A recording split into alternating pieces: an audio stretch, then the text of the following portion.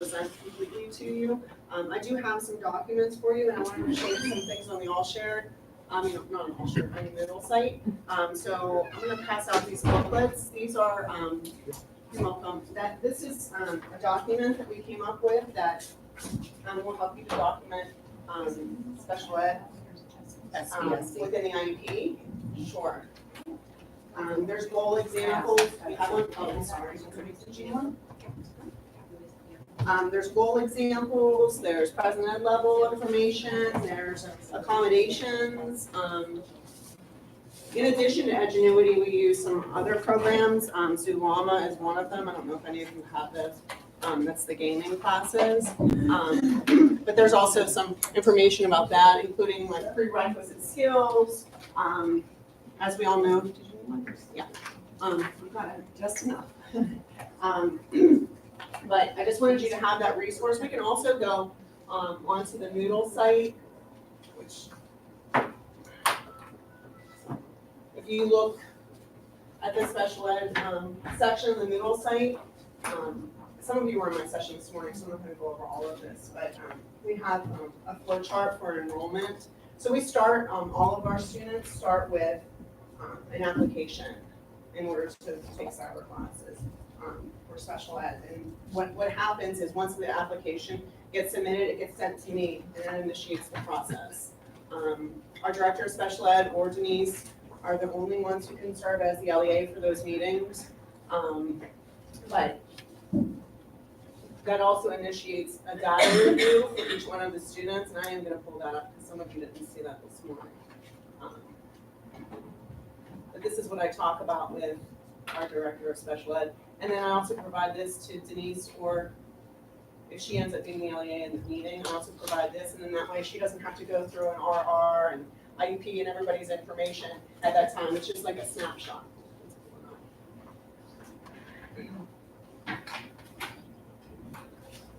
While we're waiting for that to pull up, if you would open that booklet I gave you, if you could open it to page 14.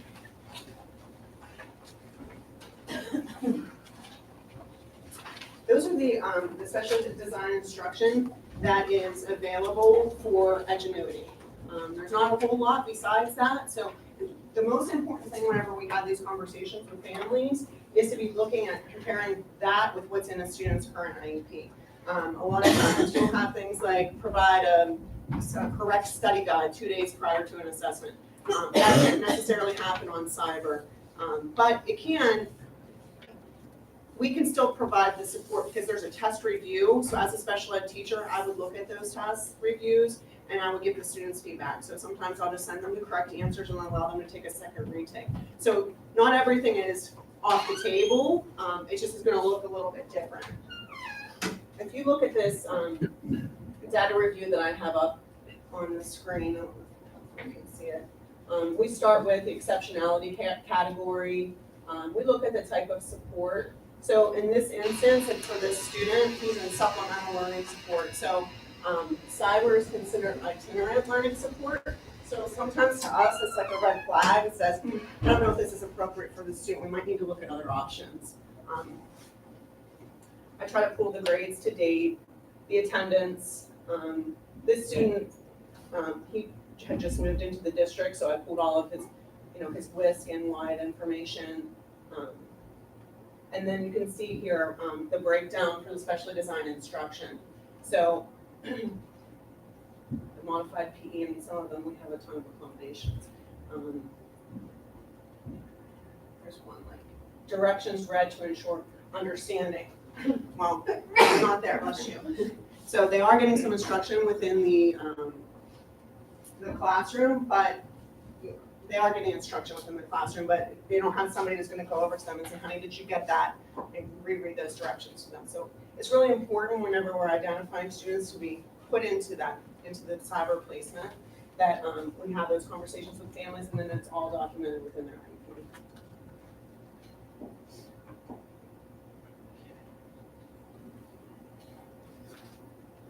In addition, just some of the things that we do, I added for you. The teacher responsibilities, case manager and cyber special ed teacher. Luckily in our district, I'm the cyber special ed teacher, so we have a full-time one. That doesn't happen everywhere else. So if you do have a full-time one, or if you have like a partial day, these are just some of the responsibilities. Like the case manager would still maybe write the IEP, but I would collaborate with him.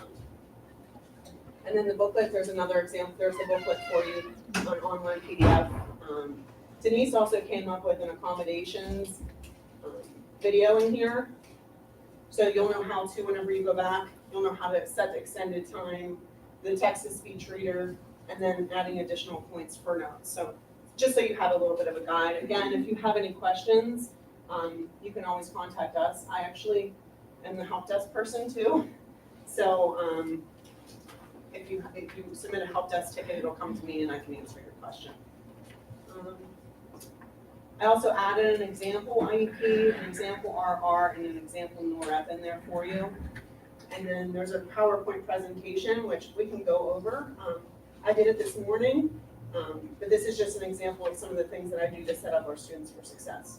This session was technically supposed to be, I had emailed everyone and asked for you to send me an example of an IEP and a student that you were having trouble with, and I didn't get any. So if you have questions, if you have specifics, Denise and I are both here to help you brainstorm some ideas. That was kind of the intention of the meeting. So does anybody have anything for us? Yeah. You know me. And now I like Yeah, that's good. Hopefully you know something. So I used that one student this year and we were doing my path with her. Okay. As an IEP, very low level. She's been evaluated. Psychologist sort of feels like she should be a 5 student. Mom is not in agreement with that. My path was not good for her because I think she doesn't pay attention at all. She doesn't listen to the videos. She just clicks through on those assignments to know she gets 2 chances and then can move on. So everything is blank. So she's not been successful. Is this black? Are you black?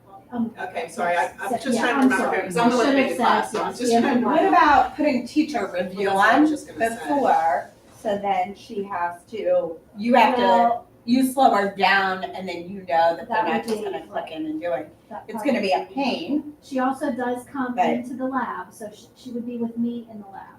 Now, just recently, I got a para in the lab, so now I have even another person who can sit, but she refuses any help. She just, and then she won't come.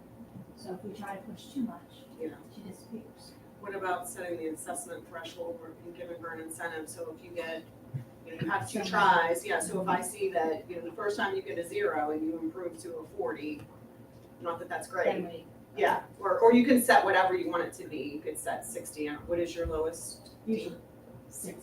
60, yeah, so set it for 60, and if she makes it there, then you can, one of the assignments that isn't normally counted for credit, like the direct instruction or the summary or something like that, yeah, you could just click on it and you can change assignment grade, and that'll give her an extra point for that day. I do that with one of my other students. Or even days if she comes in, give her attendance or Participation. participation point for coming in. You can add an additional column in there and do participation. You can do that with all your kids if you really wanted to. And then based on being green, blue, or red, you can figure out what you want for that percentage. We did that a lot with our alternative ed and our therapy classrooms because most of that is an attendance problem and lack of motivation. But the other thing that it might need to be addressed in there is a work completion goal. Yeah. Our IEP And I- teacher and I may think- need to document that just to have your butts covered because cyber doesn't sound appropriate. Well, and I think in her situation, she was in the middle school because she had too much anxiety. She did cyber, she came to the high school lab and worked as a middle school student and did very well. She had a completion goal, so as long as she got 75% of the course complete, So, she moved on to 8th grade. But now with credits, as a 9th grader, I think in her mind, she thinks as long as I do some part of the class, I'm going to pass. Well, if she's gonna be a PASA or a lower level student too, the other thing that you can do is just change through her IEP that her grades are not grades, that it's just pass-fail classes for everything. We do that with kids that are definitely not who we would want in our cyber program, but we have no choice at those meetings. So therefore, we document the heck out of it. And then we move them to a pass fail, and then I'll move their course number to a 3,000. Because again, I'm the numbering weirdo in the district So that that's created how all of you ours. So know. the 3,000s to me equal all pull-out special ed type classes. I have another student in another district that, same situation, they brought her back from a cyber charter, and she's super low, she's intellectually disabled. And she was just leaving everything blank or typing in, I don't know. So what we've decided to do is, if she will at least copy and paste her answer, she went out and she had to find it somewhere, and she puts it in, we give her the lowest D for that assignment. So they're Yeah. 70, their district is 70 is their lowest. So we give her that, so at least, yeah. And she's another one, I went to that district, presented, and they were there. Should be in life skills, Yeah. but mom and her don't think she should, because her daily life skills are fine, it's the schoolwork. Like, she'll be able to hold a job, she'll be fine in life, but academically, she's never going to meet the expectation of a high school student that doesn't want to socially be labeled life skills. Right. So those are a couple of things. If you want me to show you how to do any of it on Edgenuity, I can, the participation grade and those kinds of things. Sarah? If we have those courses, those 3,000 courses, we don't have to be like labeled or something else We right up there. We don't change them in Edgenuity, so the kids don't. In our student information system, when we add those courses, so like 3,120 would be Right. my pullout, because again, we don't You advertise just to our, modify the course like from what it is here and just.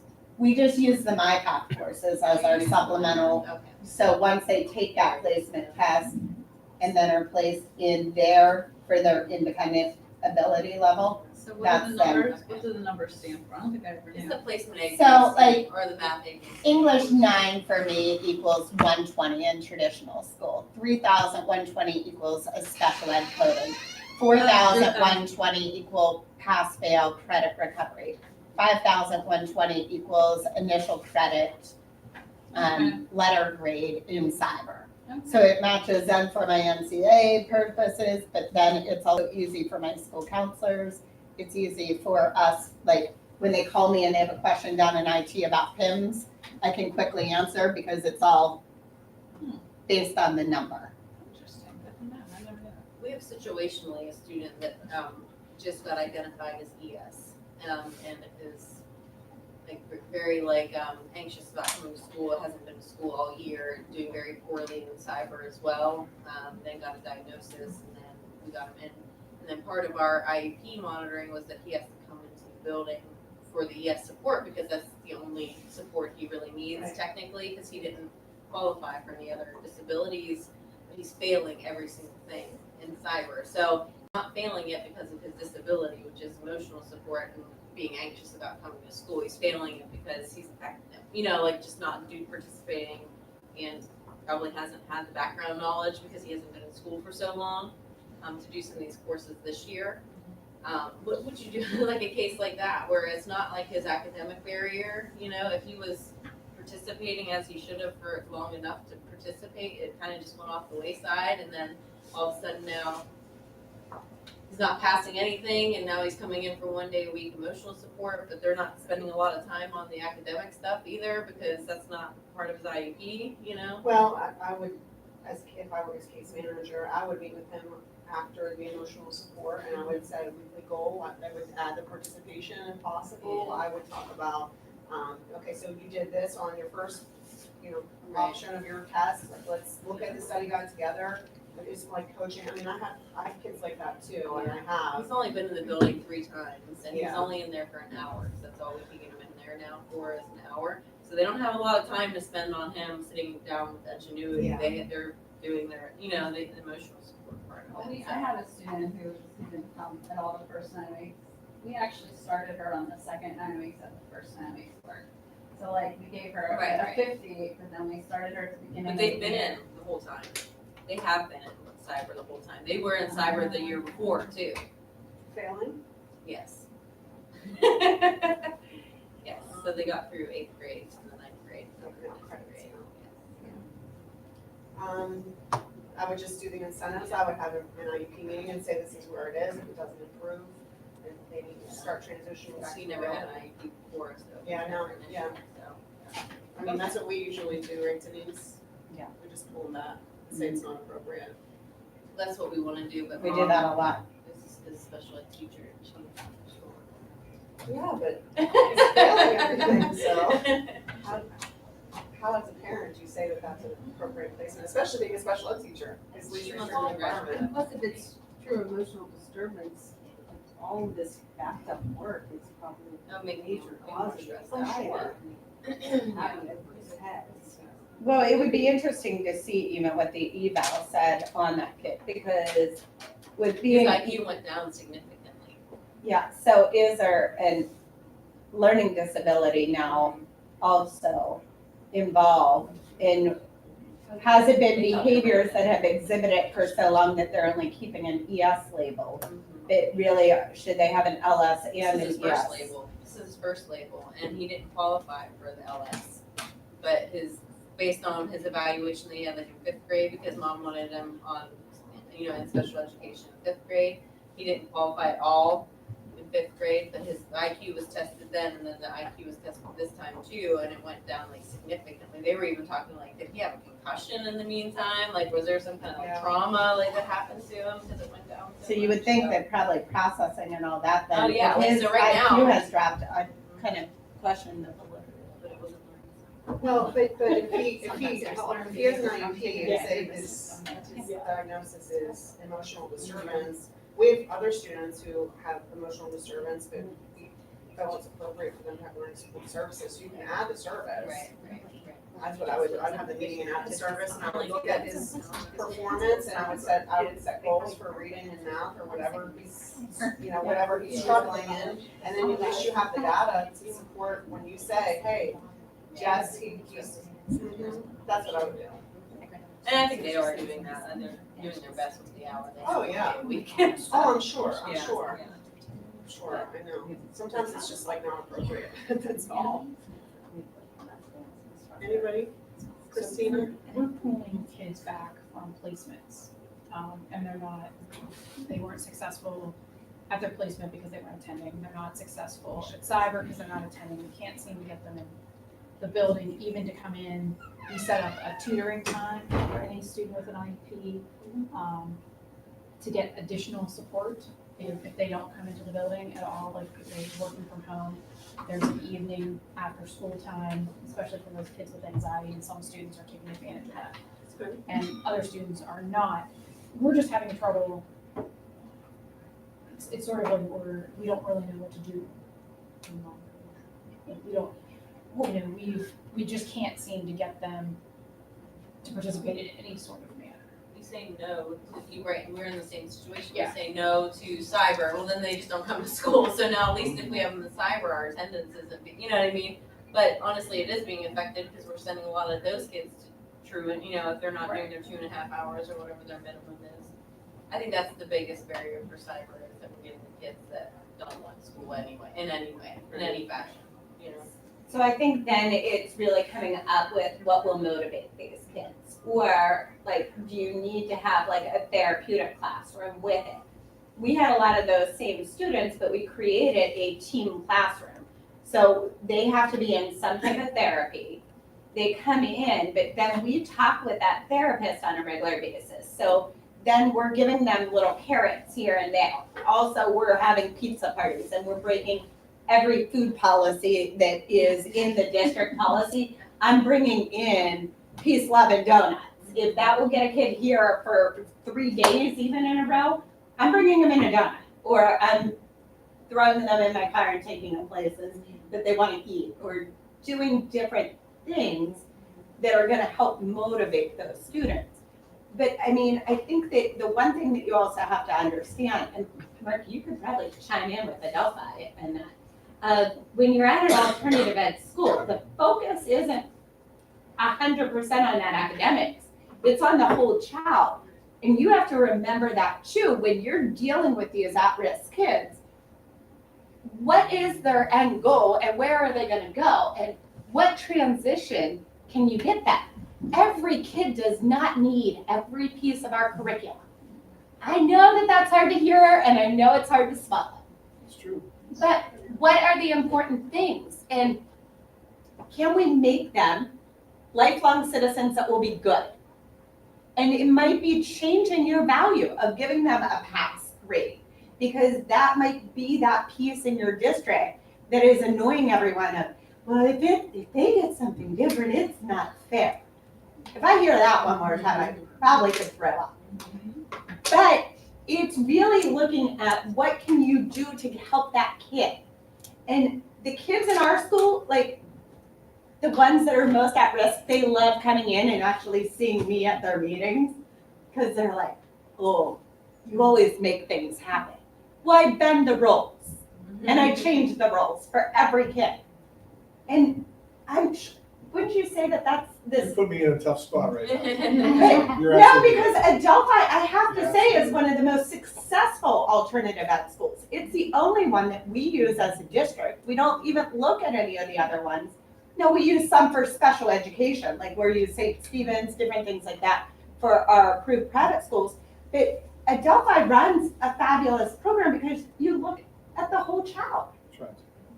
But we can't, it's not that easy to place kids at Adelphi. You don't- We're saying our general population of kids that are truants. No, you So don't we're just have taking to. the court and their kids, you know. That's what I'm saying. Like, right now, we have 2 kids, I think, placed at Adelphi. Before our cyber program, we were at like 25 kids at Longmore, 15 kids at Adelphi, which if you saw Adelphi and Butler, it has enough room maybe for 30 kids total. And so we had to think outside, because not all those kids were appropriately being placed there either. We were just using it because we need it somewhere to put them, because we weren't fitting the mold for them here. Now we're not sending kids really anywhere because we've changed our mold, and we look at, okay, what is your goal? Now, if there's special ed, we're looking, what's your transition goal? So are you putting that you're going job? Okay. Are you putting that you want to go post-secondary? Are you putting BC3 first? Or are you saying 4-year college?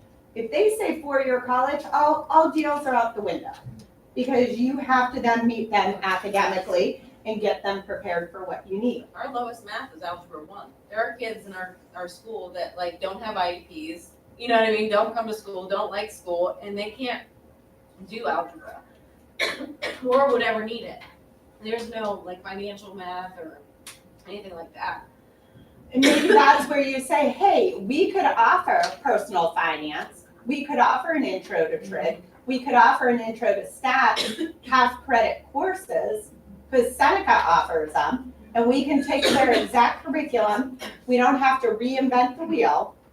And all you need is a math teacher.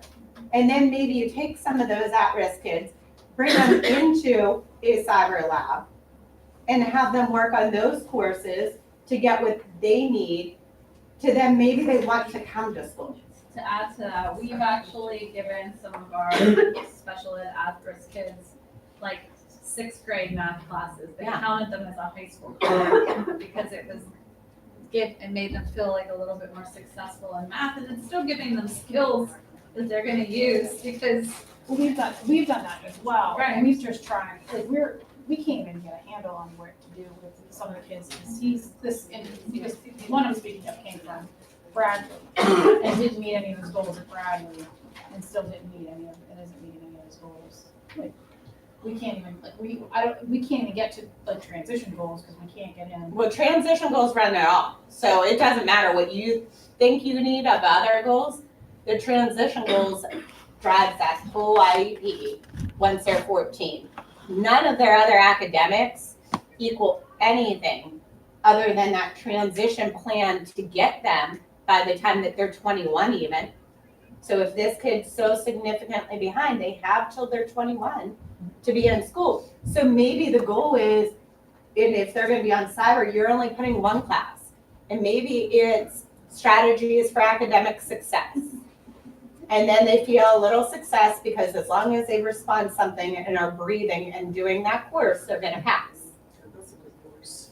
and it makes them self-reflect, makes them think. Yeah, we do too. The other thing that the district may want to consider, if you guys haven't, we created Renew courses. Which I was just gonna bring up. Yeah, thanks. Yeah, this is one of our students, it was similar to what you were talking about before, like you couldn't get her to come in. I met her at the Starbucks every Friday for a half day and worked with her on her essays, and we decided last year to start, I've worked with her therapist, actually, she and her therapist and I every week with me.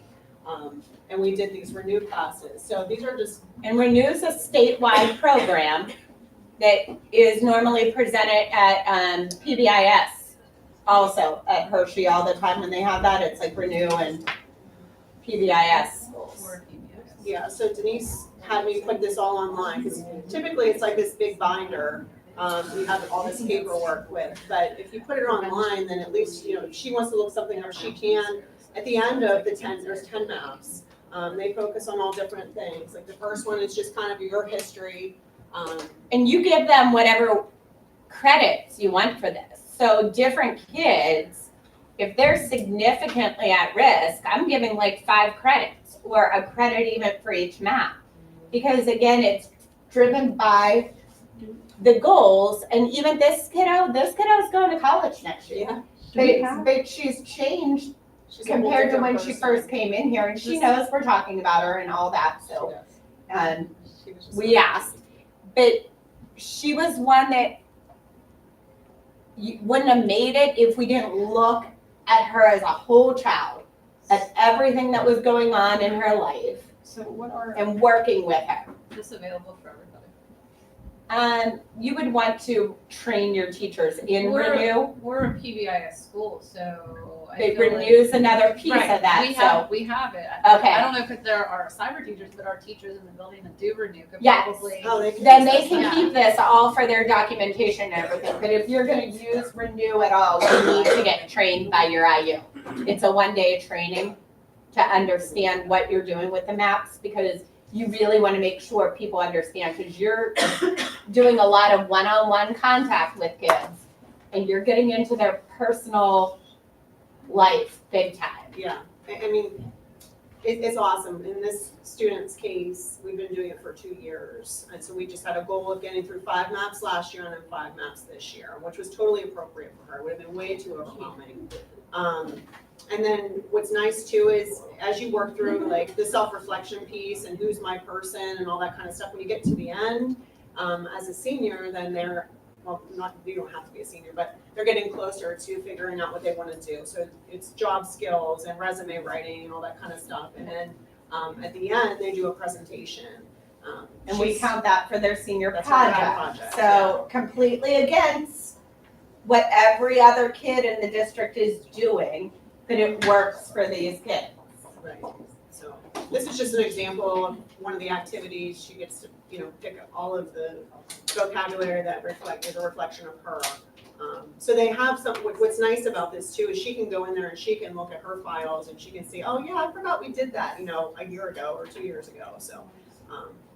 It's a really good program.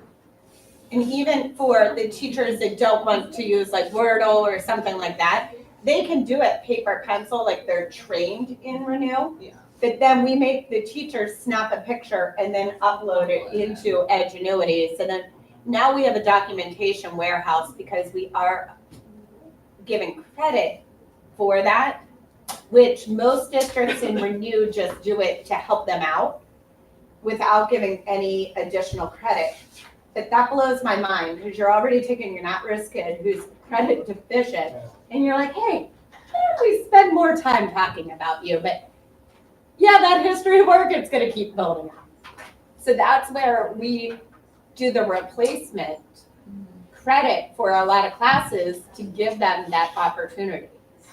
That's the other thing that you can look at too in your districts. Like we replace credit in a lot of areas, like job skill, job working, we count that as our science credits. Yeah. we do that with Reading college program equals social studies credit. So kids graduate still by earning their 24 credits here, but there's a lot of replacement credits. Same with the kids that are in therapy.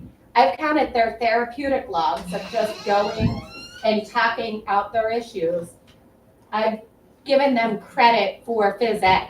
Do you do Because that they're- only for kids with IEPs, or do you do that? Okay. I've been So I enrolled think for a lot that's of the biggest, that's the biggest challenge I feel with my teachers. So I have great cyber teachers that always talk with their kids and I don't have an issue, but whenever my boss says, go around and tell the teachers that so-and-so is passing this 9 weeks, meanwhile so-and-so did 14% of the course, but they've been going through a lot, like our teachers are very like, I don't feel morally good doing that because they barely did any work. So I feel like that's probably the biggest, and that's where I think finding like Renew or Yeah. something like to that, actually replace it. with it something. replaces it. Yes. And they're doing work. Yeah. This is not easy for them. I mean, you have to choose the right student, obviously. It doesn't work for everybody. You have to look at, the relationship, like maybe I wouldn't work well with somebody else. So when we do that with our emotional support teachers too. And we started off where we were just cutting out work, doing those different things also. But yeah, I was getting a lot of hate. Yeah, like Oh, yeah. how's that fair and yeah. Yeah, but I mean, at some point, what is fair, define fair, and all of those things. But once I think we move to having alternative, that, okay, you're gonna earn this for that credit, or you're gonna take even online digital citizenship. That's a lot of writing and a lot of things. An English course. Write it into the IEP that that's gonna count as their English instead of taking modern humanities or American lit. What's going to be meaningful for that kid? Same with like some of the social studies courses. Some of them are really boring. Like the human geography course, some of them really like that one. And intro to psych, like you have a bunch of kids that are at risk. Let them take intro to psych for their social studies and write it in as Seniors do that. a replacement for that. But you have to think outside the box. Yeah, and even like the block scheduling that we do, we always try to let them choose what order they want, so, if they hate geometry, well, we just leave geometry on the whole time, that way if they work on it a little bit, then they can go to intro to health science or something like that. So we're real calculated in what we do, and it just takes time in just working with a ton of kids together and brainstorming. I was telling one in the session earlier this morning about our PLC time. So every week, we spend 2 periods with Denise, and we talk with the team and SAVE teachers, and we figure out, we brainstorm. You're never going to have one size fits all. That's why you have an IEP. Yeah. Or that's why they're all dead. Like, you're not gonna be like, oh, okay, that worked for this one, so we're gonna do it for this one, this one, and this one. Yeah. And Maggie's books are great and helpful, but they're just a guide. And then somebody, if you're not the LEA in the meeting, you need to get permission from your school to be the LEA. Or to throw out ideas during those meetings to where, okay, we have this option. I have one student I turned pre-testing on. And I put the pre-testing at 60. I know that sounds terrible, but guess what? She'll finish a course then. And it doesn't really matter because she doesn't have a 4-year goal of going to college. And it may change even. And that's what I tell parents. What we have to write in this IEP is one thing to get you to one stepping stone of your life. After you graduate, there's nowhere that says you can't go to a 4-year college. We just can't write it in this documentation if you want me to hook you up with some easier ways to get out.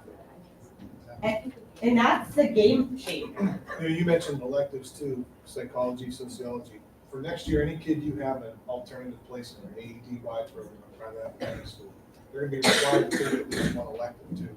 That's a new policy the state comes down. Those kids like those courses. Yeah. They do. They tend to like them more than others. And- Right. Teaches on the books itself. Right, they can learn some, hey, Yeah. that's some deep stuff about me I can learn.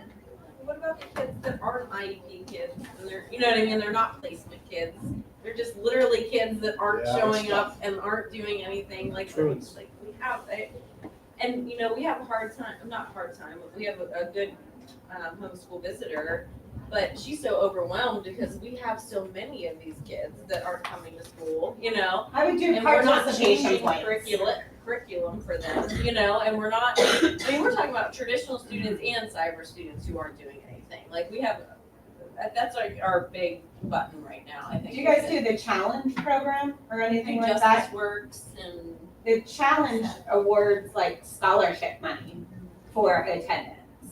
It's a big motivator.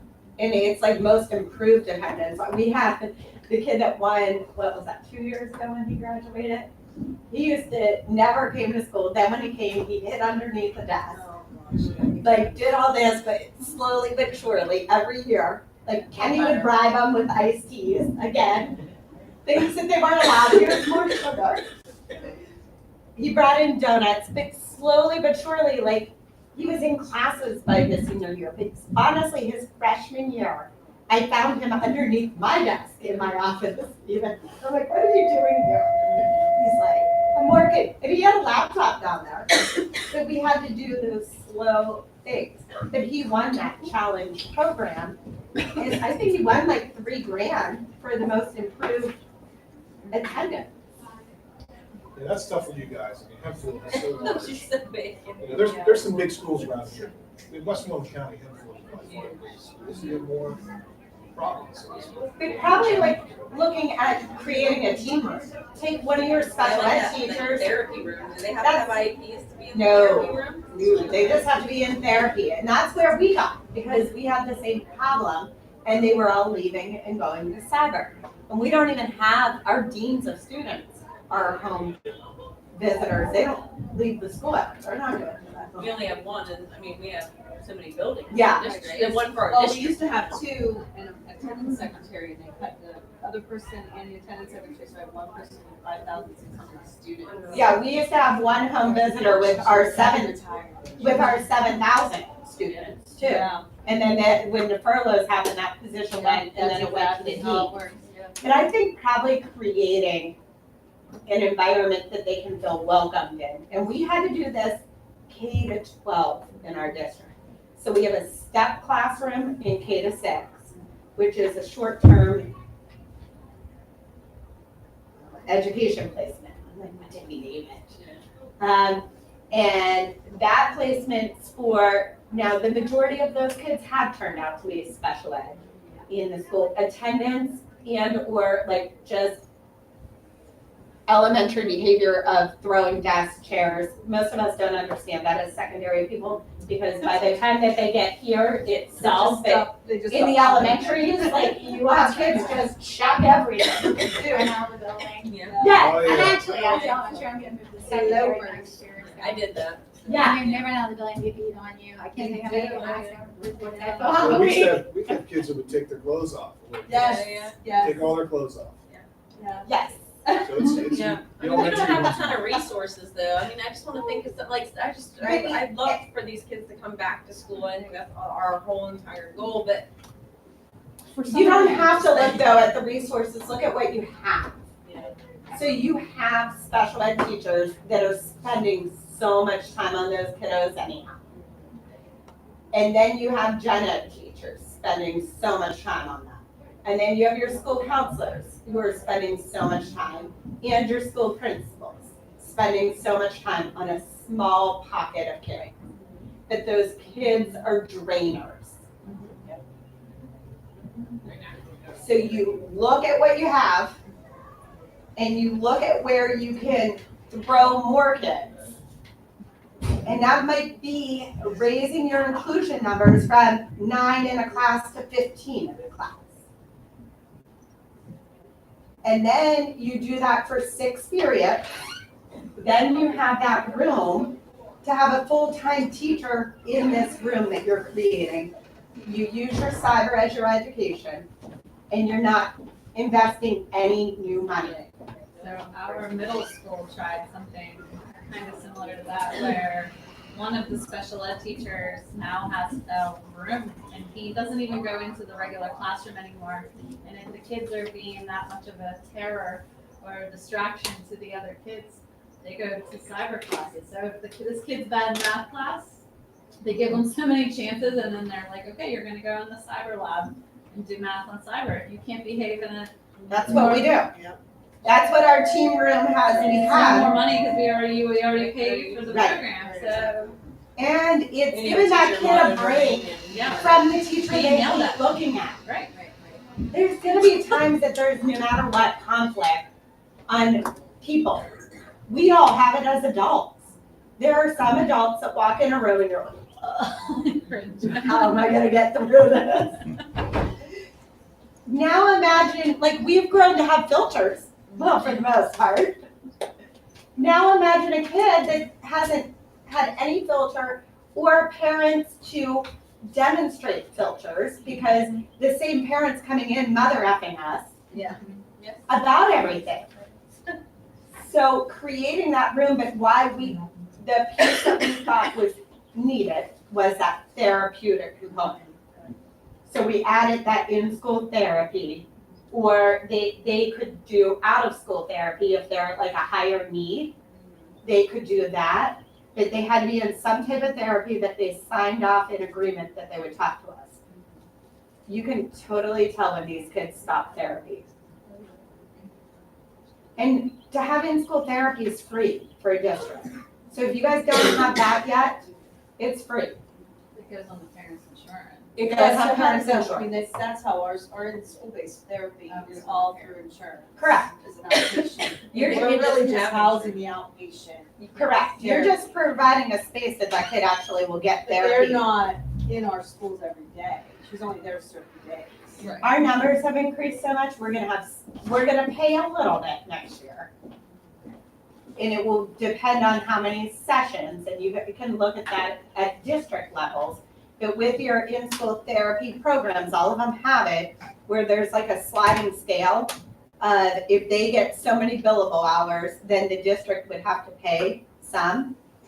But next year for our district, because of how many kids we have, we're gonna have 6 licensed therapists in our 9 buildings. Full-time, every day there's Full-time. gonna be one. And it probably will only cost me about 40 grand in the end. And right now I'm paying for 2 licensed to be here at 150.